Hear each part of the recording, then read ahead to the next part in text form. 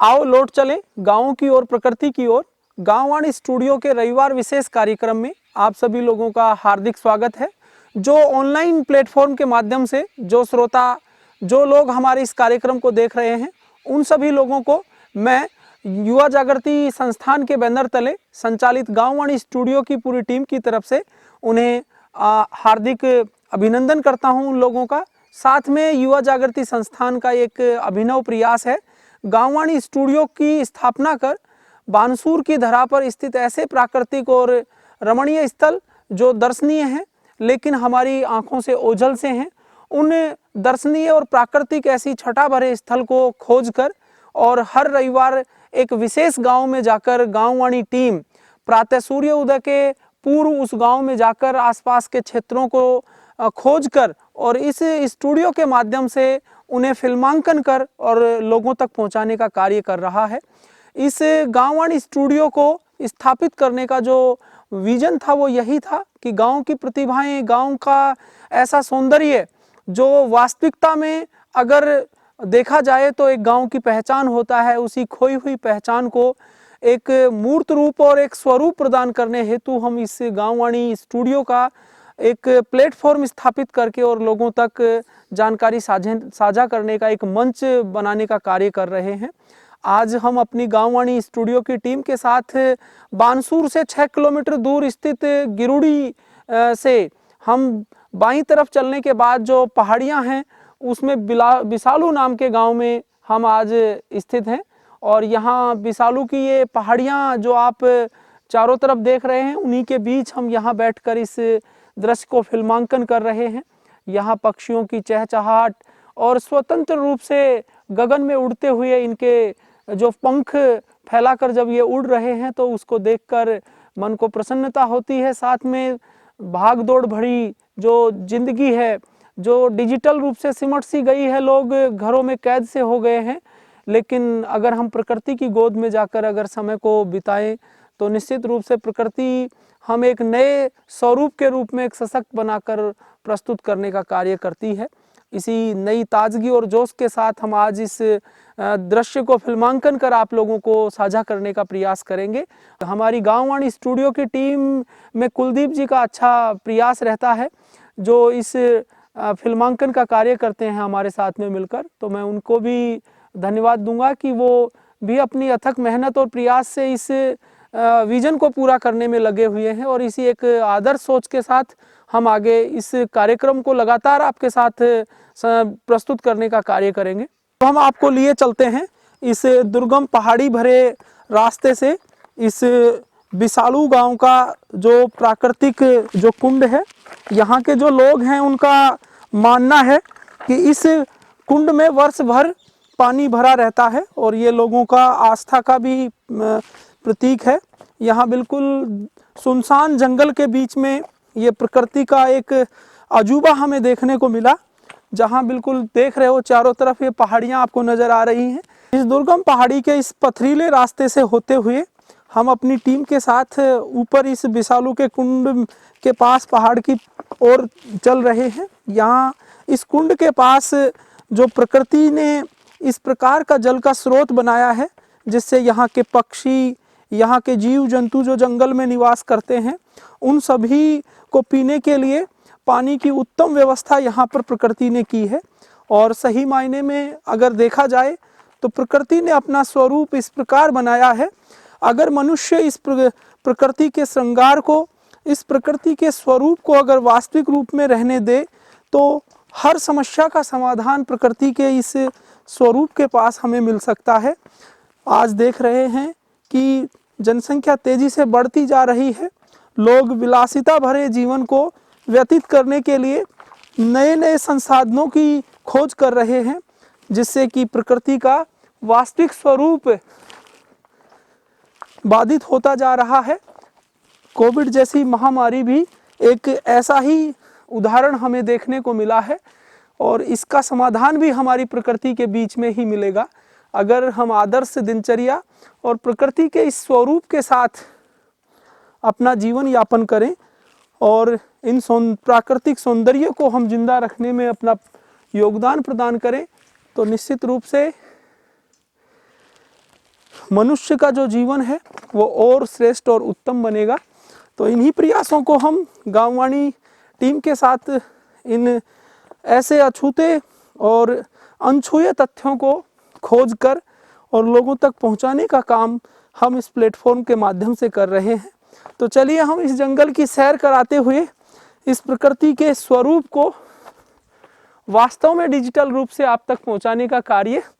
हम इस गांववाणी टीम के माध्यम से कर रहे हैं। बस अब कुंड के बिल्कुल नज़दीक हम पहुंच गए हैं। थोड़ी सी चढ़ाई और पहाड़ पर चढ़ने के बाद हम उस कुंड के पास पहुंच जाएंगे। हमारी टीम के प्रयास रहते हैं इस तरह के प्राकृतिक और सौंदर्य भरे स्थलों को खोजना, खोजकर उन्हें फिल्मांकन करना और उसके बाद आप सब लोगों के साथ साझा करना। देखो किस प्रकार जब झरना बहता होगा तो इस पहाड़ के इस सीने को चीरते हुए और इन पहाड़ों के इन पत्थरों के मध्य से पानी बहकर नीचे की ओर जाता है। ये झरना जब बरसात की ऋतु होती है तो बहुत तेज़ी से बहता है और उसकी आहट हमें इन पत्थरों को अगर देखते हैं तो ये किस प्रकार पानी की जो गति होती है उससे घिसकर जैसे लग रहा है कि इन्हें घिसा गया हो, लेकिन पानी का जब वेग तेजी से बहता है तो ये पहाड़ बिल्कुल ऐसे कटते हुए और गोल आकृति में ये पत्थर स्वरूप लेते हुए जा रहे हैं। तो कहा जाए तो प्रकृति के इस तरह के जो नज़ारे हैं हमें देखते ही बनते हैं। थोड़ा सांस फूलने लगी है क्योंकि पहाड़ की काफ़ी ऊंचाई की ओर हम पहुंच गए हैं और अब बस बिल्कुल हम कुंड के पास में हैं और आप सब लोगों को इस प्राकृतिक दृश्य से रूबरू कराएंगे। और हम अपनी टीम के साथ इस कुंड के पास पहुंच गए हैं और आप सब लोगों को इस कुंड के वास्तविक स्वरूप का दर्शन कराते हैं। आधे घंटे के इस पहाड़ी दुर्गम भरे रास्ते से चलते हुए और हम इस कुंड के पास पहुंच गए हैं और हम कुंड के बिल्कुल समीप हम यहाँ कर आकर बैठे हैं। इस कुंड में बताया गया है कि यहाँ के स्थानीय लोगों से पूछने पर कि ये कुंड वर्ष भर भरा रहता है। हम इसमें टोटल 31 पैड़ियाँ हैं। टोटल हम ऊपर से 11वें नंबर की पैड़ी के ऊपर हम बैठे हैं। अभी अगर हम देखें तो इसमें 20 पैड़ियाँ नीचे और हैं। इतना ये गहरा लगभग फुट भर की ऊंचाई की एक पैड़ी है और ये नीचे की तरफ अगर हम देखें इस कुंड में तो अभी 20 पैड़ियाँ और हैं, यानी हम 20 फुट गहरा ये पानी और भरा हुआ है। और सबसे बड़ी एक रोचक अगर हम बात देखें तो इधर बिल्कुल पहाड़ की एक चट्टान है, उस चट्टान के पास में इस कुंड को बनाया गया है। पहले ये प्राकृतिक रूप से बना हुआ था लेकिन बाद में इसके जीर्णोद्धार के लिए इसमें दीवारें बनाई गई हैं। लेकिन हमें यहाँ आकर देखा ये पानी बिल्कुल एकदम निथरा हुआ है और एकदम साफ नज़र आता है अभी भी अगर इसको हम देखते हैं, लेकिन ऊपर इसमें का संरक्षण नहीं होने की वजह से ये शैवाल आया हुआ है। और प्रकृति का ये स्वरूप वास्तव में अगर हम देखें तो दर्शनीय स्थल के रूप में भी है, लेकिन इस कुंड का जो पानी है वो इन पक्षियों के लिए एक अमृत का समान है, क्योंकि दूर दूर तक कई किलोमीटर चलने के बाद भी पानी का कोई स्रोत नहीं है इन पक्षियों के लिए, जीव जंतुओं के लिए। लेकिन यहाँ जंगली जो पक्षी हैं और यहाँ के जो जानवर हैं वो इसी कुंड से अपनी प्यास बुझाते हैं। उनका गला इसी पानी की बूंदों को पीकर तृप्त होता है। तो हमें प्रकृति के इन स्वरूपों का संरक्षण करना चाहिए और इस धरोहर को हमें सजोना चाहिए, जब कि हम आने वाली पीढ़ियों को इसे हम प्रदान कर सकें। इसी आशा के साथ हम आगे और इस सौंदर्य को आपको दिखाते हैं। कुंड के आसपास का दृश्य कैसा है, बिल्कुल रोचक, मनमोहक और मन लगने वाला ये स्थान है। जब कभी आपको अपनी जीवन में समय लगे तो प्रकृति के बीच कुछ समय अपना जरूर बिताएं, जिससे कि आपको भी एक ऊर्जा का संचार आपके साथ होने के साथ साथ आपके मन को, चित्त को एक शांति का एक अनुभूति आप लोगों को हो पाए। हल्की हल्की हवा का प्रवाह इस प्रकार पेड़ की पत्तियों पर, टहनियों पर गिरने के बाद पत्तियां और टहनियां जब हिलती हैं तो उनका हिलता हुआ स्वरूप, पवन का वेग, बयार जब इन पत्तियों को छूकर निकलती है तो लगता है कि ये पौधे, ये जो वृक्ष, इनकी जो पत्तियां हैं, इनकी टहनियां जब हिलती हुई हमें प्रतीत होती हैं तो ये इनका हंसता हुआ स्वरूप का भान हमें होता है, क्योंकि यहाँ पवन एक उन्मुक्त, एक खुले प्रवाह के रूप में बह रही है। जब रुकावट के रूप में जब ये टहनियाँ पत्तियाँ सामने प्रतीत होती हैं तो हमारे मन को, हमारे नयन चक्षु को इन सब को वास्तविक स्वरूप में देखकर ऐसा भान होता है कि ये प्रकृति का सौंदर्य अगर सही स्वरूप में मनुष्य तक पहुँचे तो उनके अंदर आत्मचित्त में स्थित जो आत्मशक्तियाँ हैं उनको भी हम प्रज्वलित कर और आगे प्रेषित कर सकते हैं। प्रकृति की गोद में बैठने के बाद मन को शांत, चित्त को एक ऊर्जा का संचार होने के साथ साथ एक नई ऊर्जा का संचार भी होता है। हम इस प्रकृति की गोद में बैठकर अपने आप को ऐसा महसूस करते हैं जैसे इसके आंचल में आने के बाद हमारे मन के जो भागदौड़ भरे जो पल हैं वो भूलकर हम इस प्रकृति के इन रमणीय और मनमोहक इस प्राकृतिक दृश्यों के बीच अपने आप को पाकर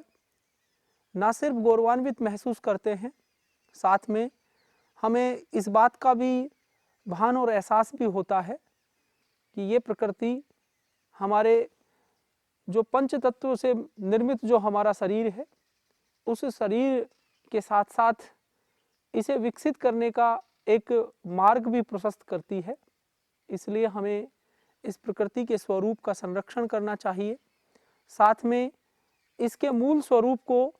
इसी स्वरूप के रूप में रहने के लिए हमें अपने संरक्षण को इसके लिए प्रयासरत करना चाहिए, जो कि एक अद्भुत हो सकता है। इसलिए हम आप सभी लोगों से आह्वान करते हैं कि इस प्रकृति के संरक्षण में आप जुड़िए और इस प्रकार के जो प्राकृतिक सौंदर्य के जो स्थल हैं उनके संरक्षण में अपना योगदान प्रदान करें और इस स्वरूप को अगर हमने बनाए रखा तो निश्चित रूप से प्रकृति हमारा संरक्षण करेगी। आज हम देख रहे हैं कि वर्षा या तो होती ही नहीं है, होती है तो कुछ पल के लिए होकर और पानी बहकर निकल जाता है। इसलिए इन पहाड़ों में इस प्रकार के जो कुंड बने हुए हैं, डैम बने हुए हैं आसपास में, उनको भी मरम्मत और संरक्षण की आवश्यकता है कि जब बरसात की ऋतु में पानी बरसे तो उस पानी को हम इकट्ठा करके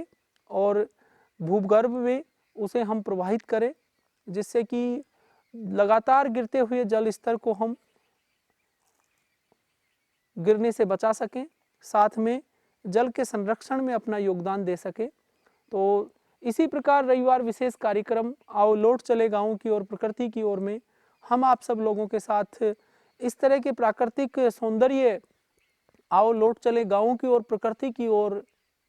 थीम के साथ हम आप लोगों से साझा करेंगे। और आज के इस हम विशालू गांव के इस पहाड़ के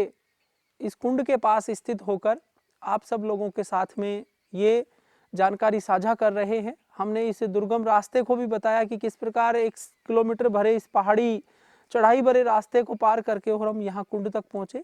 कुंड तक पहुँचने के बाद हमने यहाँ के पानी का जो स्रोत है वो देखा कि प्राकृतिक रूप से ये पहाड़ के गर्भ से ये पानी रिसकर बाहर निकलता है और यहाँ के जो पक्षी जो चहचहाट आप सब लोगों को स्पष्ट यहाँ सुनाई दे रही है। हम शहर में अगर देखें तो ये पक्षियों की इस तरह की किलकारियाँ, इस तरह का